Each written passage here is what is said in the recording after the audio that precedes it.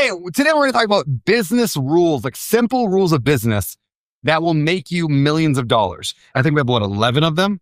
11 rules of business. 11 rules of business that are going to make you millions of dollars. So if you find these helpful, let me know which one's your favorite. Put it in the comments below. And of course, hit that little like button on the video. The REI Summit is coming up soon. The Real Estate Investing Summit. We put it on every year. It gets bigger every year, gets better every year. And this year, it's coming up here in April 1st through the 3rd. It's going to be in Austin, Texas. Just put on my calendar. Go to reisummit2026.com. That's reisummit2026.com. Get your ticket. And if you use the code Christmas, you'll save a little bit if you do that before Christmas. Not that much longer. Let's get into this video. These are 11 simple rules of business that will make you millions of dollars. So I've got our list here. Our first rule: clarity creates momentum. Now, when I talk about that, I teach a lot of people real estate investing and a lot of just general business help people. The number one thing I think that actually holds people back a lot of times is simply lack of clarity. Like, what are they actually going to produce? Let's use real estate as an example. Newbies come in, they want to get into real estate. So I have a program called First Deal, firstdeal.com. And the first thing we make them do is get very clear on decision making. So what strategy are you going to pursue? Are you going to buy rental properties? Are you going to buy small multifamily rental or large multifamily rental or single family? Are you going to do rent by the room? Are you going to do co-living? The same thing. Are you going to do short-term rentals, mid-term rentals? Like, know your strategy, know your location, your condition, like what fixer-uppers already fixed up. Know all of those things. And if you know them all, now all of a sudden you can make a plan. But most people never make a plan, or they're going to go start any kind of business. There's just a lack of clarity. And the thing that helped me a lot, I've struggled with this for years. The thing that helped me was reading in a book called Traction from Gino Wickman. He said it's often more important that you decide than what you decide. And so I'm a big believer in just picking your lane and going all in. Clarity creates momentum. Yeah, and I think about this also from a little bit of a different perspective too, where in your personal life, or like where do you want to go in your personal life, or where like what do you want for your family, for your kids? I think that's super important. One of the ways I actually spoke at a conference about this, and I use the terminology like everybody has Google Maps in their phone. I have a house in Denver and a house in St. Louis. I can type in my address in Denver and the map is going to take me straight to that house. If I don't type in an address and I don't know where I'm going, I'm going to be all over the place while I'm trying to get there, trying to figure it out. I know it's west of St. Louis, so I'm driving that way trying to figure it out. But if you type in a certain destination, it's going to take you right there. And I think that's so important for every single person that's listening to this. Like, have an end state in mind, an end destination in mind, because if you don't know where you're going, you're just going to wander around aimlessly. And so I think that, like, for Lexi and I, that was so important for us of like, hey, what do we want with our life? What do we want? What's the number that we need to feel financially free, even though we work still a ton? It's not like we're retired. What's that number in mind? What do we need to be able to afford the lifestyle that we live? What do we want our kids' future to look like? What do we want high schools to look like? What do we want vacations to look like? And we have that all written down and planned out. And so then that gives us almost like daily actions that we have to do. And I think a big part of that too is like, there's a lot of stuff in between that end state and where we are right now. And it doesn't stress me out. I think a lot of people, they get stressed out where it's like, I have to pick the exact thing and that's going to be it for the rest of my life. That's not the case at all. It's just like, we know our end state and we know what we have to do to get to that end state. And does that mean that we're only going to be single family investors forever? Probably not. Does that mean that we're going to do X, Y, or Z? I don't know, but I just know, like, here's what I need to do to get to where I want to be. Does that make sense at all? Yeah. So I think that's important for people. Like, have that end state in mind, because if you don't, you're just going to wander around aimlessly. I agree. Yeah, there's a great book out there called Vivid Vision from Ken Harold. I recommend it all the time to people because it made a big impact on me. And the idea is like, create a very clear picture, like 3 years in the future, of where you want your business to be. Just absolute clarity. And I know a lot of times people are like, well, I really know if I should do this or this, or maybe that sounds good, or it doesn't matter. Like I said, when you decide. So make your vision, read the book, make your vision, get crystal clear. And then here's the thing. You can always correct course along the way. You can't steer a bicycle if the bicycle's sitting still, right? Like when you're like sitting on a bike, it doesn't matter how many times you turn the handlebar, you just fall over, right? But as soon as you're moving, now you can turn the handlebar a little bit and you can create movement and you can pivot, but you can't pivot when you're standing still. So clarity creates momentum. Number 2, where there's pain, there's profit. I think a lot of people start businesses because they have an idea of something cool, but it doesn't actually solve a problem and therefore it never goes. So this idea of like all the best businesses generally solve a massive problem. And it's usually a complex problem too. It usually is a complex problem. Like I have a house. I just got divorced. I need to get rid of this house as quickly as possible. It's a complete disaster. I don't know what to do. I don't want to list it. What do I do? That's a real problem that people have. It might not be divorce. It might be, somebody passed away. It could just be they were hoarders living in it. Like there's a problem. And then so you as a real estate investing company owner can create a solution around.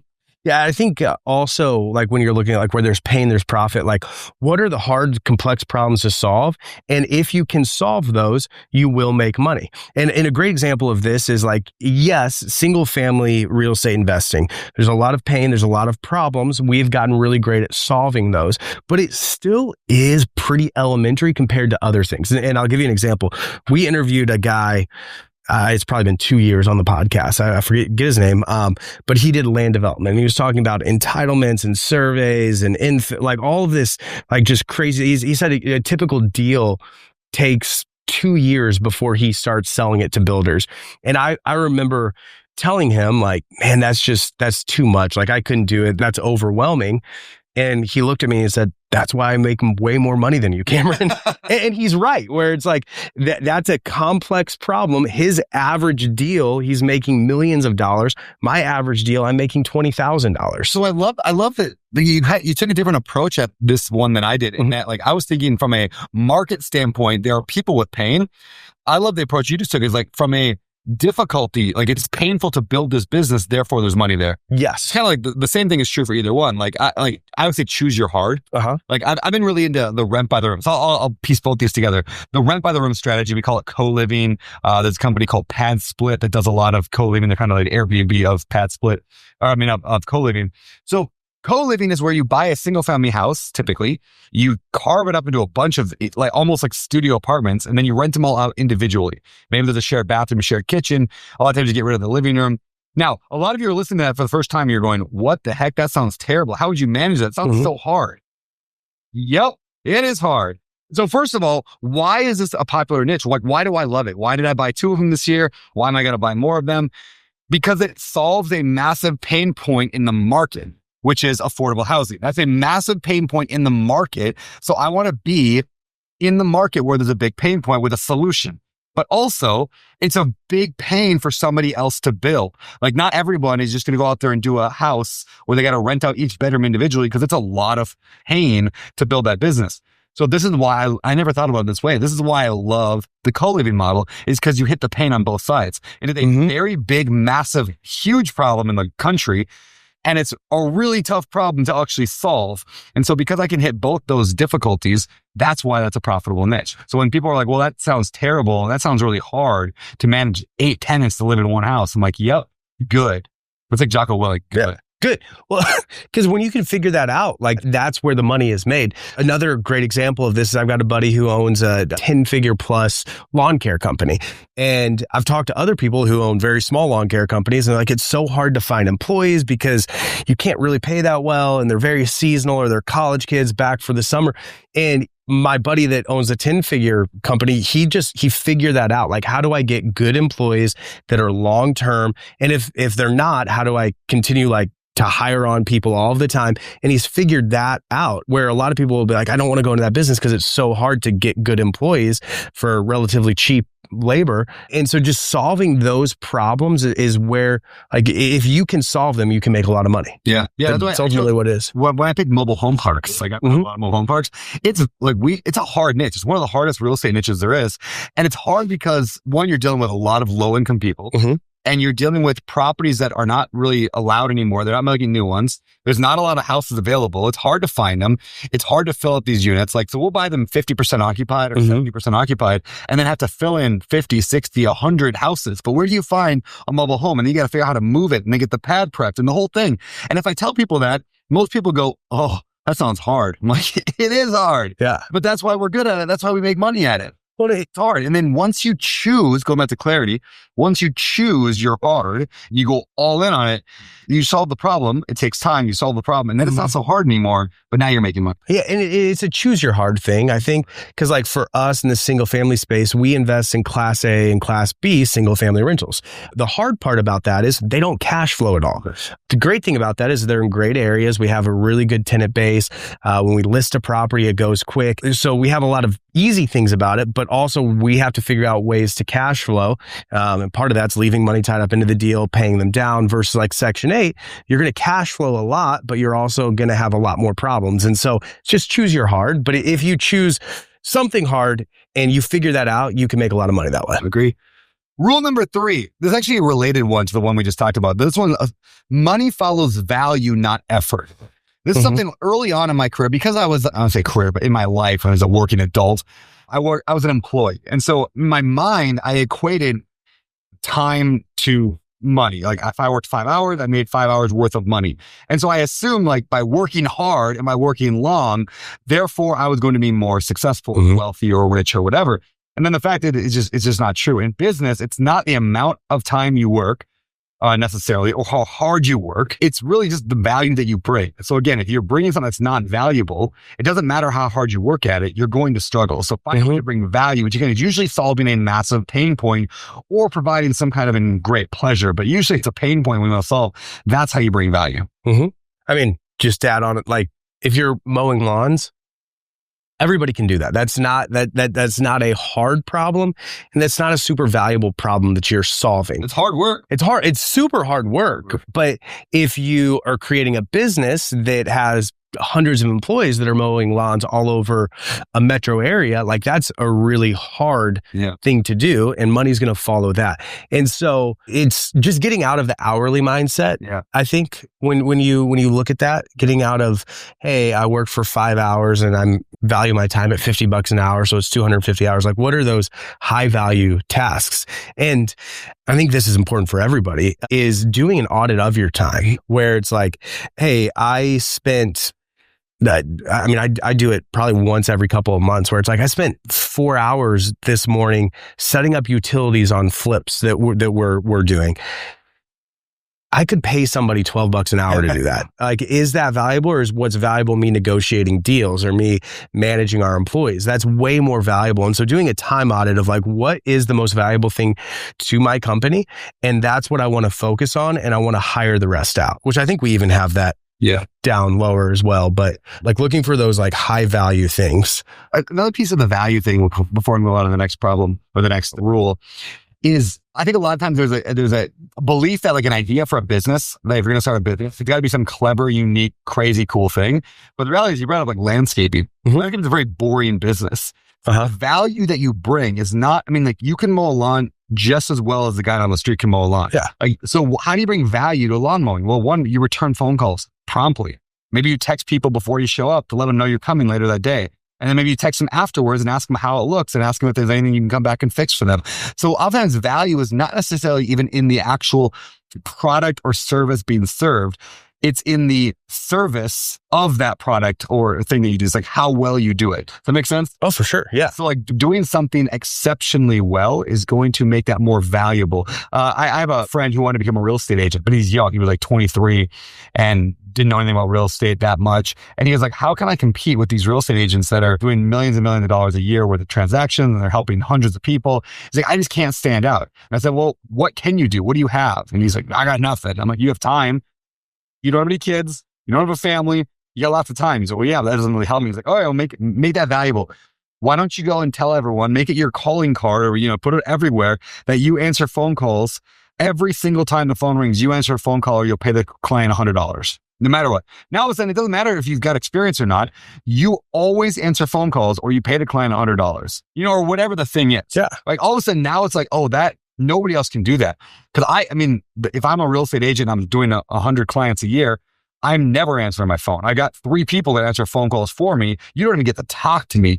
And so although I might be doing a lot of volume, if you're brand new to something, you just find a better way to serve it and then make that your thing. Go all in on that. It's like, I'm this person, because that's what makes you valuable. Like one of our buddies, he has an Airbnb in Scottsdale and he wanted to put a pool in, and he called 7 different pool companies and 2 of them called back. Wow. Yeah. And so it's like, just those small things makes you stand out in a business. And Great idea. a pool company in Scottsdale. Related is have an AI dialer, like an AI dialer bot, whatever, AI bot call just every business they can possibly find. Just go through the phone book and call every single business and then find out who calls you back. And then put that into an algorithm or a spreadsheet or whatever and find out what businesses and what areas have the worst callback rates. And then just open up a business in that area. Yeah. In that area. Because you're like, well, clearly 8 out of 10 roofers do not call people back in this market. So clearly there's an opportunity there for a better customer service experience versus you go in 8 out of 10 do call you back, then maybe it's like there's much competition. Yeah. Anyway, it's a cool idea. We should run with that and let me know who works. Give me equity though. Yeah, I'll take 5%. Yeah. All right. If you get a 5%, let's talk about the next one. If you don't track it, you can't improve it. So when I say like track it, I mean like every aspect of your business. If you're not tracking your numbers, your KPIs, I wouldn't call this more than just business. This is life, but since the episode's on business, if you're not tracking it, it's really, really hard to improve those things. So what are the KPIs in your business? So for example, in real estate, we have things like the number of phone calls that we're getting. Now, of course, we can't control the number of phone calls we're getting, right? Well, no, what we can control is step before that, which is how many direct mail letters do we send out? Mm-hmm. How many conversations do we have? How many meetups did we go to? How many business cards do we hand out? Like those are lead measures. So a lead measure is a thing that you do that leads to a result, which we call a lag measure. Both those are important KPIs, lead measures and lag measures. In fact, when I read this for the first time ever, it was in a book called 4 Disciplines of Execution. I think it's the first time I ever really internalized the importance of lead and lag measuring in your business. And this idea of what are the things you have to do or the results you have to get along the way that will produce the end result of what you're looking for. Those are KPIs, key performance indicators. And when you measure them, you automatically get better at those things. Example of it, when you're trying to lose weight, if you put yourself on a scale once a week and look at it and track it on a chart, you're going to naturally eat less and work out more. Just naturally, just the fact that you're aware of where you're at all the time. That's how it works in business as well. And we don't, in our business, we don't pay a ton of attention to lagging measures.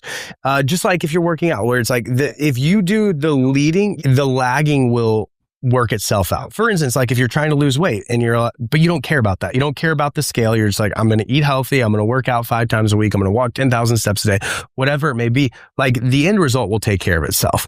And so one of the things I say in my company all the time, which this is from somebody way more smart than I am, but just you cannot manage what you don't measure. And so if you don't, and I've fallen victim to that so many times where it's especially when I was just starting, and part of that was I was just going 100 miles an hour all of the time. But then I'd get asked well, how many houses do you have to walk before you get a deal? How many offers do you have to put out? What's your spread on these? And I'm I have no idea. I'm just running 100 miles an hour. And when the market was great, it didn't really matter, honestly. And then as the market started to shift, I didn't know those numbers of oh, I've got to walk X amount of houses, or I'm making X amount on a wholesale deal or a flip, or I didn't know all of those. And so putting those together and then making very informed decisions in our business has been huge for us.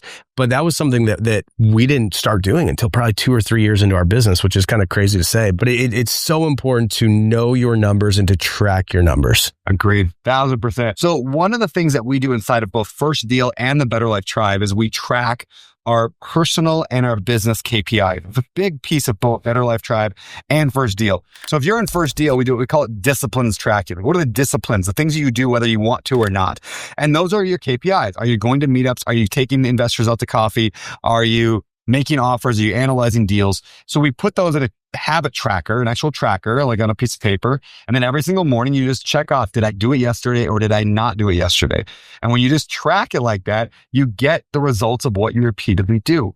And so the same thing is true, again, if you go on a lot of dates with your spouse and go on vacation with them and talk nicely to them and don't fight, hey, guess what? You're going to have a better marriage. And if you make offers and analyze deals and go to meetups, you're going to buy more real estate deals. And if you have another company, you have a plumbing company, and if you're out there doing marketing and you're out there answering your phone and you got a sign on the corner and you got a guy waving one of those wacky signs, like you're going to get leads. So your business improves when you do the work. So if you want a copy of, just for free, you don't have to be in the tribe or in the first deal to get it. If you want a copy of my habit tracker, just go to abetterlife.com/tracker, TRACKER. I think you can just download it there for free. Moving on. The next one comes from a book, actually one of my favorite business books of all time, but the tip is the title, Be So Good They Can't Ignore You. So that book by Cal Newport really profoundly changed my life. And you can summarize the whole book by saying, Cal talks about the 4-hour work week, and Tim Ferriss is like, hey, just build a side hustle, work a couple, 4 hours, and you'll just make millions of dollars. You can travel the world and do whatever you want. I'm paraphrasing a little bit and making fun of Tim a little bit, 4-hour working a little bit. But the concept that be so good they can't ignore you is this idea of I am world class. I am exceptional. There is no one better at it than me. And that's what's going to make you stand out. It's kind of going back to the value thing we talked about earlier. Just I want you to be so good at whatever it is that you do. Excellence is such a underrated skill, which sounds weird, but when's the last time you had a truly exceptional shoe buying, event where you went and bought shoes and it was just absolutely world-class exceptional? Or when's the last time you had an absolutely world-class exceptional contractor come to your house and install some shelves for you or whatever? It's pretty rare excellence. But the thing is the difference between pretty good and excellent is not that big of a difference. It's just a little bit. It's doing the little things right. It's finishing things correctly. It's just going over the top a little bit more than you would do normally. And that sets you apart. And when you're world class, especially if you're world class at something that's a pain point to a lot of people, there's no chance you're not going to make millions of dollars. A book on this unreasonable hospitality. Yeah. That is one of those ones that it's the hospitality that they show in the restaurant industry and how they go above and beyond. That was where it's you can implement that into any business. I know it's for the hospitality industry, but you can implement that into any business and be, like you said, so good that you can't fail. I truly do believe that. If you're world class, you're not going to fail. What are you world class at? Ooh, what am I world class at? Good question. I believe so from a business standpoint, we are world class at mobile home park investing. 100% believe that. We're world class. I don't know anybody better at mobile home park investing than Open Door Capital. With First Deal, I think we are world class at helping newbies buy their first deal. Mm-hmm. That's what we go all in on, which actually goes to a point that we'll talk about in a minute. But we go all in on that in First Deal. It's we're not trying to do 500 different things. We're trying to do one very specific thing, help a newbie find their first property. Mm-hmm. What about you? I'm world class at buying houses. Yeah. How'd you become world class at buying houses? Doing it over and over and over and over again. And I think obviously there's a part of that where it's if you are a highly analytical person, well, you could be world class at buying houses just in a different way than I buy houses, where I think that my superpower is that I can relate with anybody in about 5 seconds. And so I can walk into a house and create a relationship really, really quick. And that has led me to being world class at buying houses. But yeah, I would say world class at buying houses. And I think that's transferable to a lot of different areas or pieces of business. But my superpower is I'm great with people. Yeah. Agreed. Mm-hmm. I think part of being world class too is leaning into what you're already naturally good at. Yeah. Oh, for sure. Right. You're naturally good at that. I don't actually think I would be that good at home buying the way that you do. Mm-hmm. I don't like people very much. I don't want to talk to homeowners. No, I don't enjoy any of that stuff. What I enjoy is this right here. I enjoy being on a podcast, on a YouTube video. Yeah. I enjoy leading a team of people, cool people that I work with, and hey, did you make the phone calls you were going to make, and hold people accountable? I like that. That's fun.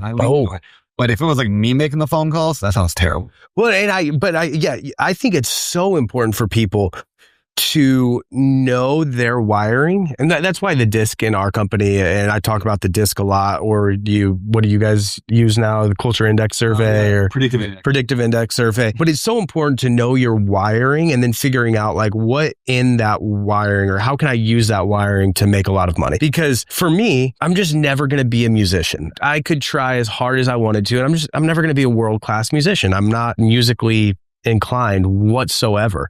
And that would be stupid of me to be I'm going to be a world-class musician and commit the next 30 years of my life to that. Well, speaking of musicians, so I'm not a natural necessarily music, but I like music.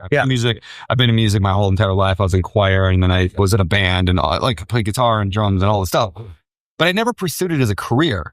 And I could have actually, I could have become world-class at music. I could have been a world-class musician if I wanted to, but I knew that I was not willing to pay the price needed in order to become a world-class musician. And that is practicing. I didn't like practicing. I like performing. I like being on stage and performing.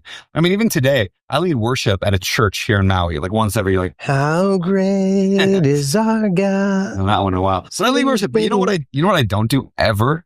Practice. Not once. I don't even take my guitar home from church usually. I do not practice guitar ever. I have not practiced guitar in 20 years. I have a drum set. I have not practiced drums other than a few minutes here and there of like playing. I haven't practiced in 20 years. Why? Because I just don't I don't want to. You don't like it. Yeah. The practice part. And if you're going to be world class, you have to or at least be willing to suffer through the practice. Mm-hmm. That's what makes you world class. If you're not a freak of nature, just naturally. Yeah. You just do it over and over and over. Well, and that's why for me, I love people. And so buying houses is just, it's fun for me. I love walking into a house, meeting the person, talking to them, figuring out their pain points, figuring out a way to how can we help them? How can we solve their problems? How can I get them to sign on the dotted line? I absolutely love that. It's a challenge for me, but it's also fun for me. And so that's like a perfect progression of what I do, where it's already fun. It's already something I'm really gifted at. And one thing that I would hate is being on the back end, which is something I still do right now, but is like analyzing deals. I don't like sitting down and what's the house worth? What's the rehab budget going to be? I do it because I have to, but it's not something that I'm naturally gifted at. I'm not naturally analytical. It's not something that like brings me to life. And so I think just people, they should, how do I word this? Some people come to me and they're like, I want to buy houses like you, Cam. And I'll talk to them. I'm like, you're never going to buy houses like me, because you're just not naturally, well, you could buy them in a different way. You can, I don't know, be the guy that analyzes deals and throws out hundreds or thousands of offers and like do it that way. But you're not going to buy houses the way that I do, of going into a homeowner's house and sitting at the kitchen table with them and having that discussion, because you're just not wired that way. And there's nothing wrong with that. There's nothing wrong with that at all. And so I just think that's important for people to realize, like, what are you already naturally good at? What are you gifted at? How are you wired? And then figuring out something to help, what would I say, like raise that up.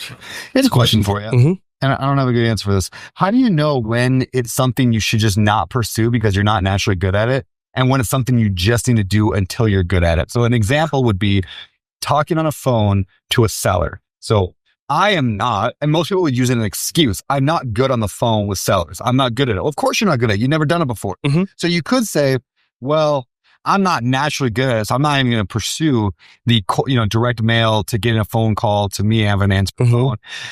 And maybe you just need to do a few hundred of them. That's a good point. Yeah. So how do you know when to just grit it out, or when to just say, that's not for me?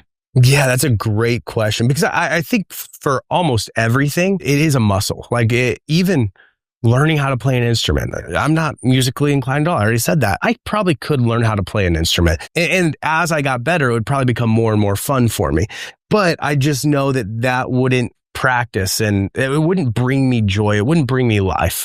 Working with people does bring me joy. It brings me life. And I think it's just so important to know yourself. I think that's like the key to this, is knowing who you are and living in that. And I don't think there's anything, there's nothing wrong with that. I think for a long time, I was almost ashamed of the fact that, like, I'm not organized. I'm not analytical. If you send me a text message, you might get a response a month later. Like that's just who I am. And there's a part of me is like, why can't you be good enough at this? And I kind of gotten to the point where it's like, that's just who I am. That's literally how I was made. And I can try and grit it out as hard as possible. And I could get better at it. I could be more organized, but it's not who I am.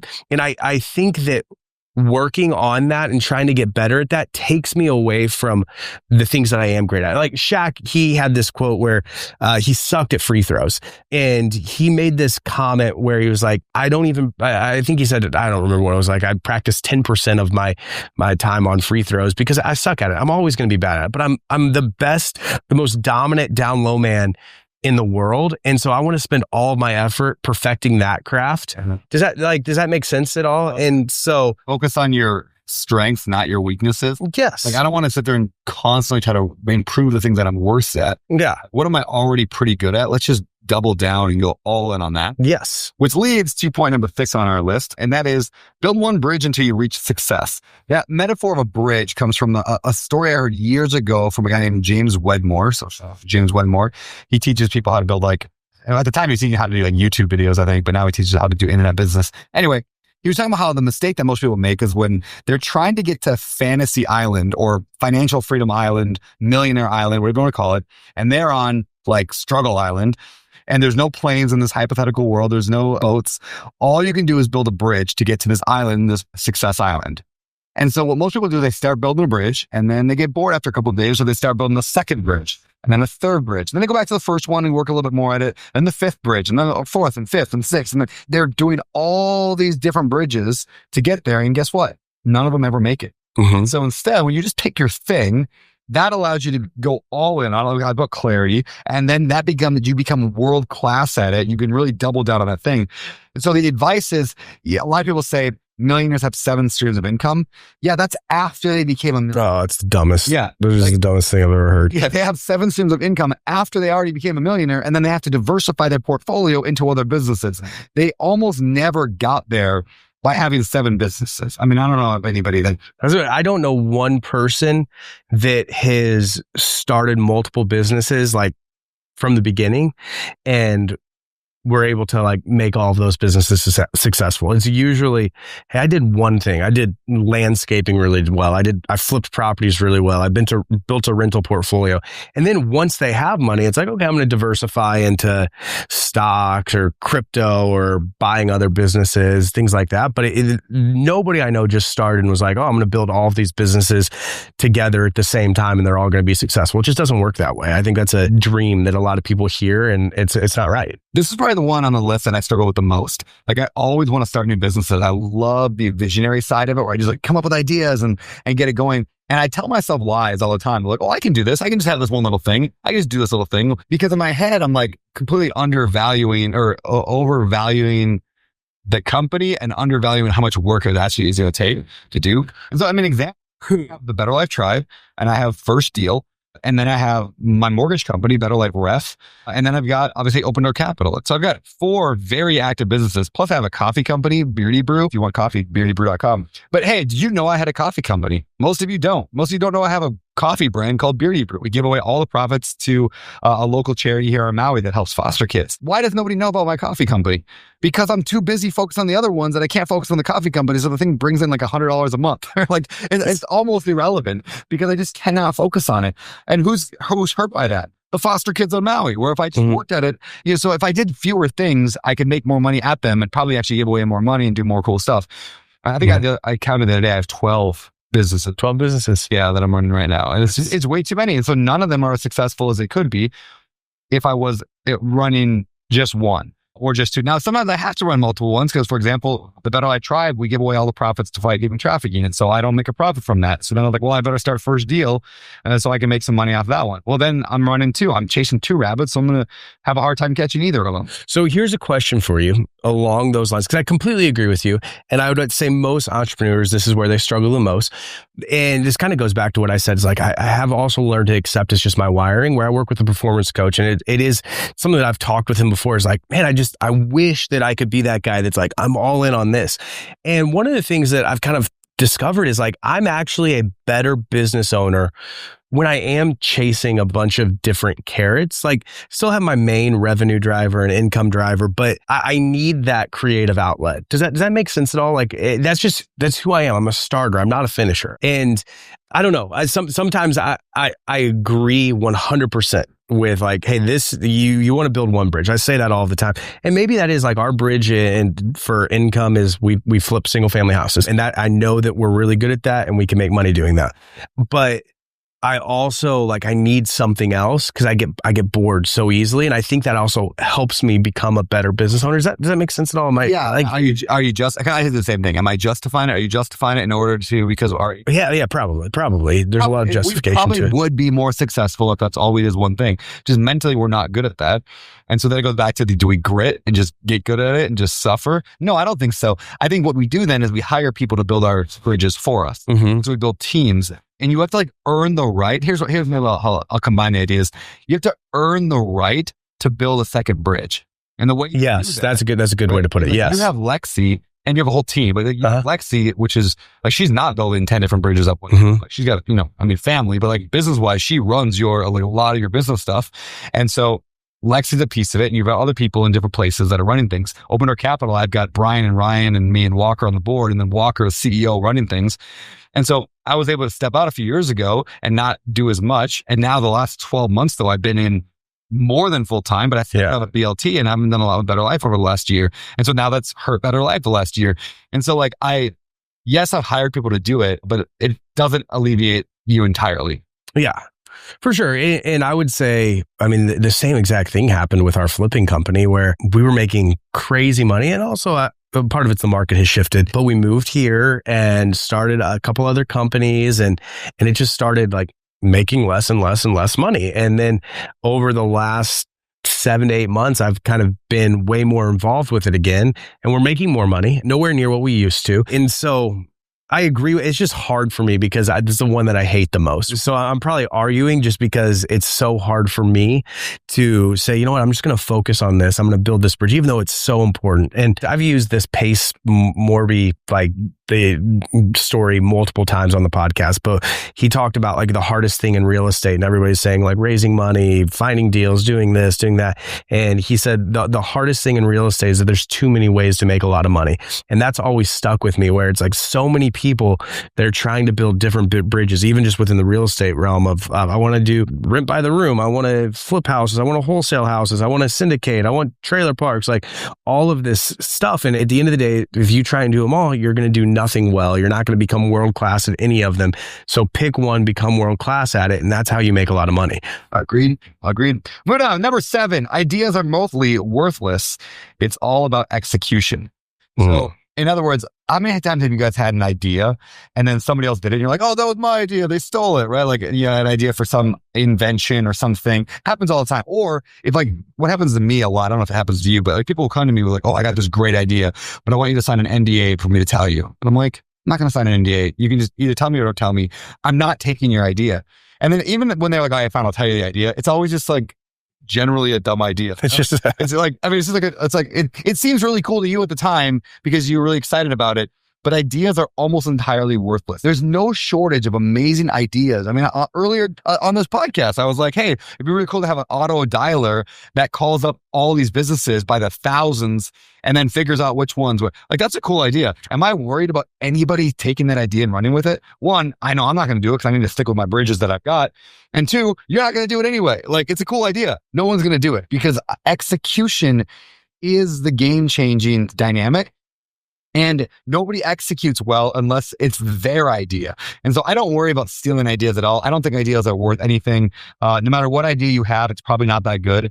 You're not going to come up with the next Google or the next Apple or the next Tesla, probably. And even none of those companies came up with their ideas. They just iterate. There's nothing new. It's all iterations of something. Yeah, there's a book, it's called Steal Like an Artist, where it basically talks about that, where it's nothing is proprietary at this point, and it's all about the work that you put in. I once heard it said this way, and I love this concept. I don't know if this will come across on a podcast well, but is that execution is a multiplier. And what it said, it had a graph. So imagine this graph in your mind's eye here.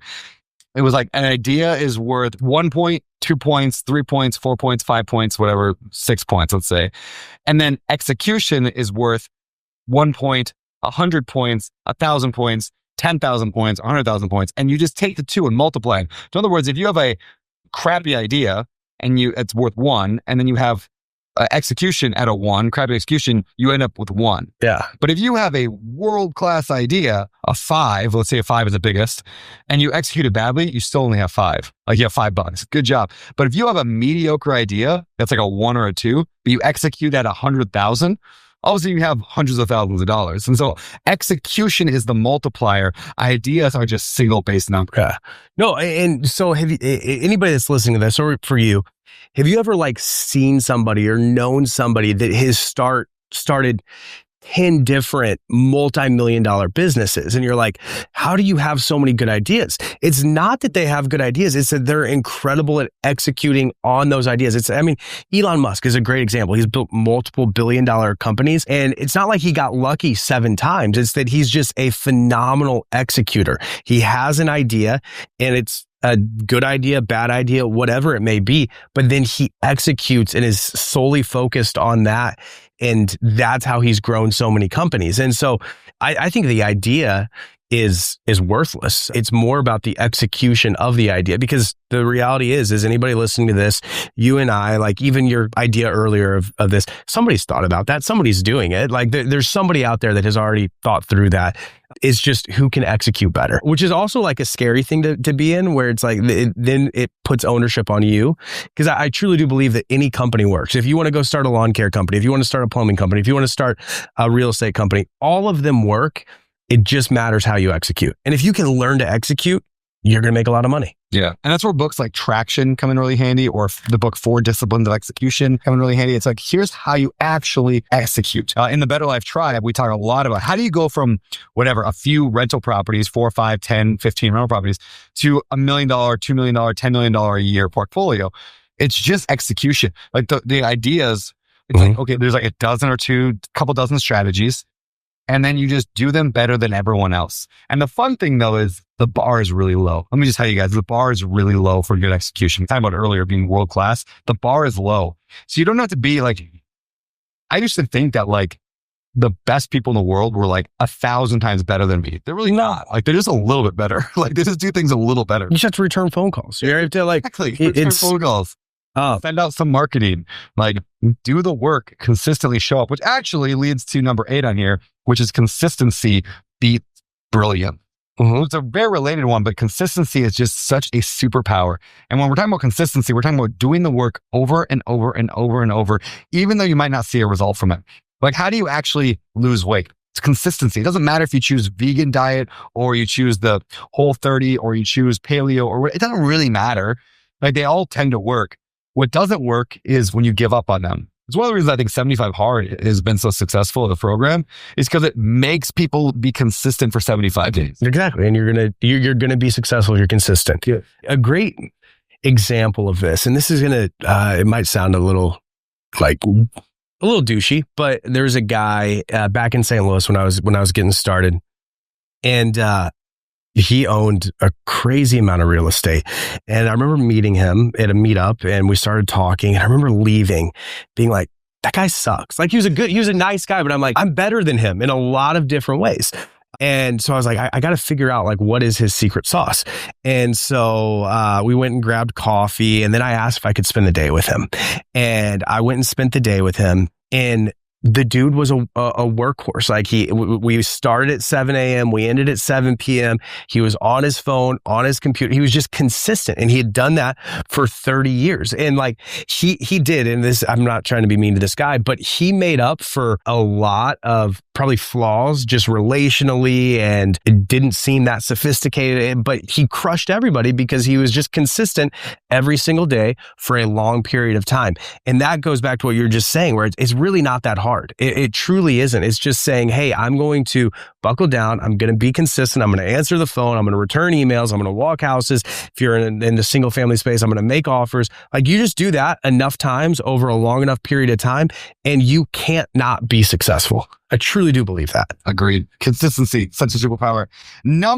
Are we on 9, I think now? Hire to buy back your time. That's a phrase I stole from a podcast guest of ours in the past, Dan Martell, and he's a good buddy of mine. I love that book, Buy Back Your Time. And the concept of like, when you're trying to hire people, you find the things that you're doing that are like the lowest dollar per hour that you're doing, and then hire someone to do that so you can focus on a higher dollar per hour task.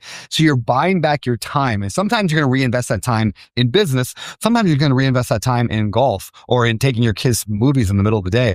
But either way, you're going to buy back your time, and that's how you replace yourself.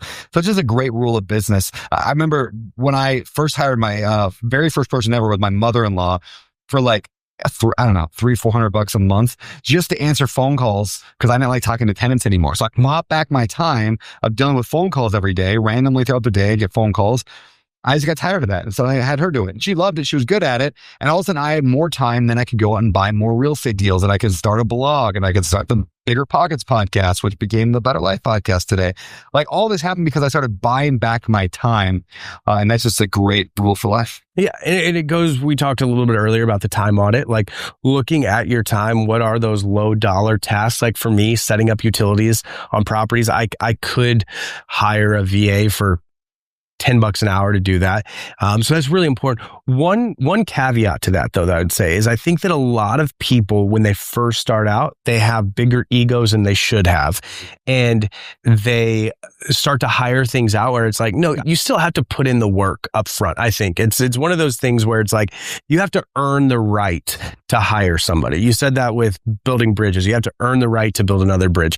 I think that same thing with hiring in a lot of ways, like you have to earn the right to hire out utilities. If you want to make the financial mistakes and like all the consequences of hiring badly, I'm not saying you should. It was that's the result. If you're not ready to hire somebody, you don't know what the role really is. You have to have systems and KPIs defined. You don't know how to hire. You're going to make some big mistakes. Oh, dude, I've done that so many times in our business where it's like, I don't like this, so I'm just going to hire it out. But I've never learned it. I don't know. It's the blind leading the blind there. And I think like nobody, especially when you're building a business, is the business owner, you're never too good for anything. I think that's so important for people. Like we flip 100 houses a year and I'm still setting up utilities sometimes. Like it just has to get done at times. And right now my wife is committed to, we've got young twins at home. We've got 5 kids and she has been in charge of that. And now I'm doing it. And so probably neither of us should be in charge of it. Yeah, we have a couple VAs that I'm sure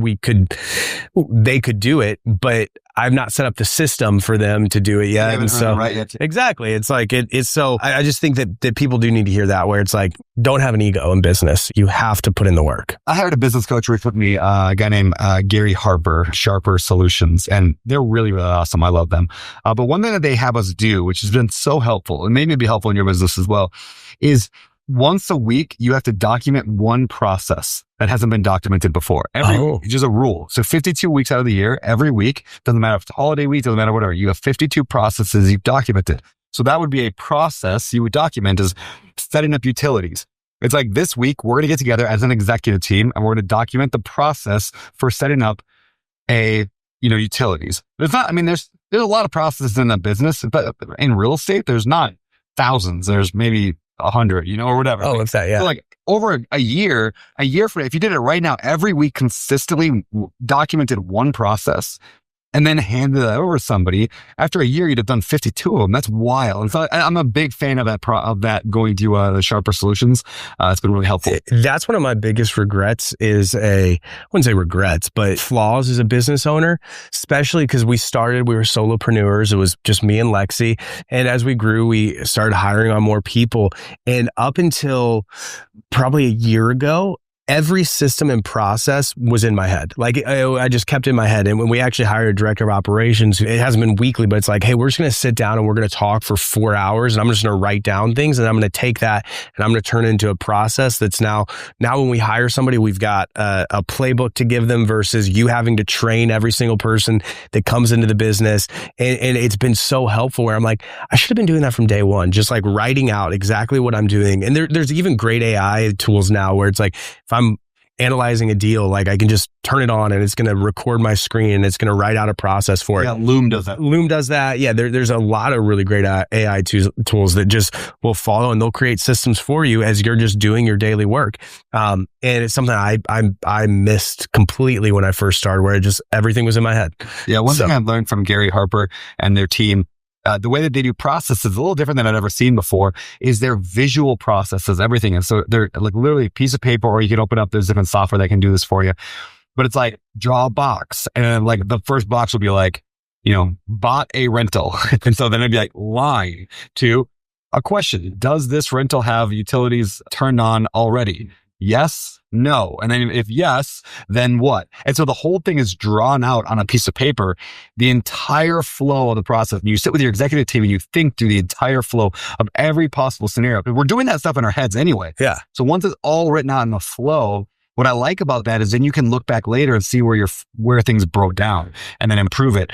You're like, oh, circle this little, like this spot right here is where it broke down. So I'm a big fan of that. So for me, because it's the way my brain thinks, where it's like, I can't pull out just a Word doc and write it down. Exactly, yeah. But there's a website, it's called Miro. Have you used a Miro board? Where it's the same exact thing where I can like buy a house. Yep. Okay, so what do we need to do to buy a house? Well, we need to get the lead. We need to make an offer. We need to walk the house. We need to get funding. And I can write all of these arrows off of that. And then I can just keep building it and building it. And my mind's very visual versus of writing it down on a piece of paper. And that's helped me so much to be able to build out processes and see the entire flow of this is what it takes to buy a house. Yeah. So love that. Love it. All right. Number 10. Test fast, fail fast, fix fast. Now, this one might not, it does apply to real estate, but this is going to be a bigger one for non-real estate. What I mean by that, the reason I separate the two is real estate investing is a very defined business. It's like a franchise almost, and it's been done by thousands or millions of people. And so there's not a lot of like mystery on whether it's going to work or not. There are specifics like, will flipping work in San Diego? I'm sure it will. Will it work in Nebraska? I'm sure it will. Will it work in Minnesota? I'm sure it will.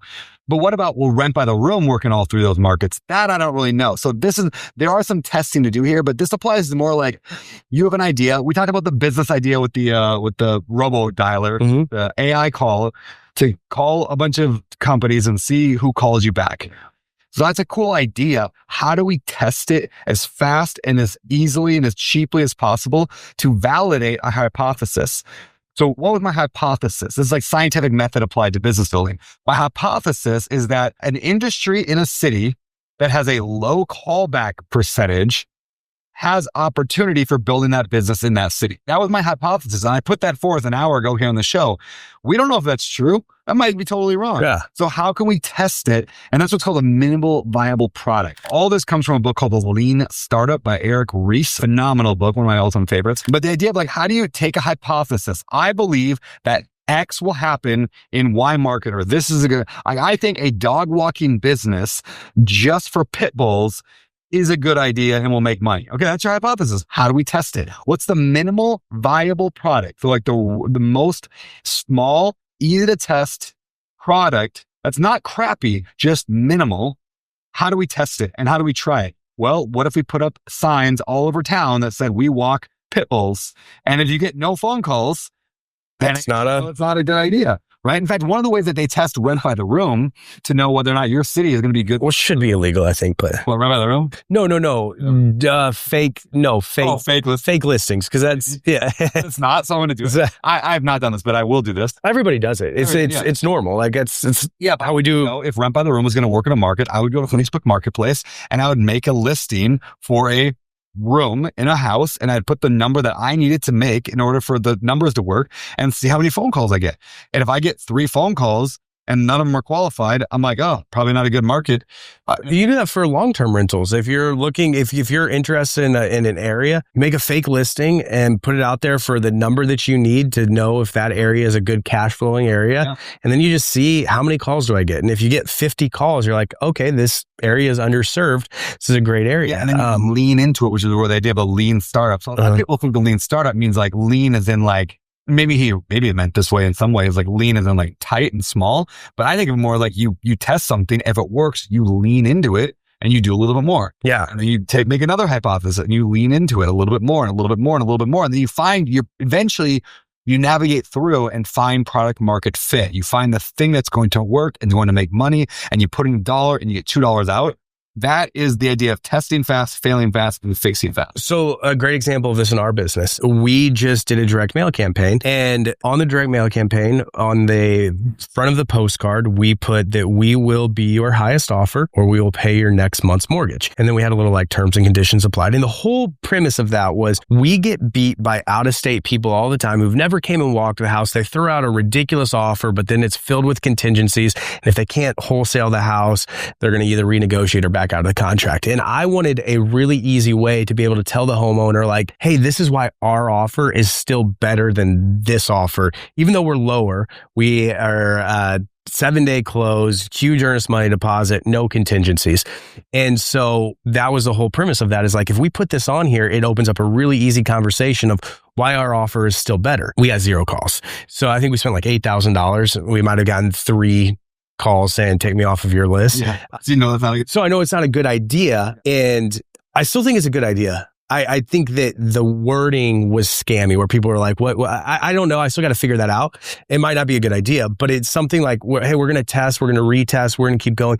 And there's people, I'm not going to say his name, but I've got a friend of yours too, that I think is phenomenal. He throws out on his Instagram, like anything that he's thinking. And there was a time where I'm like, dude, you're all over the place.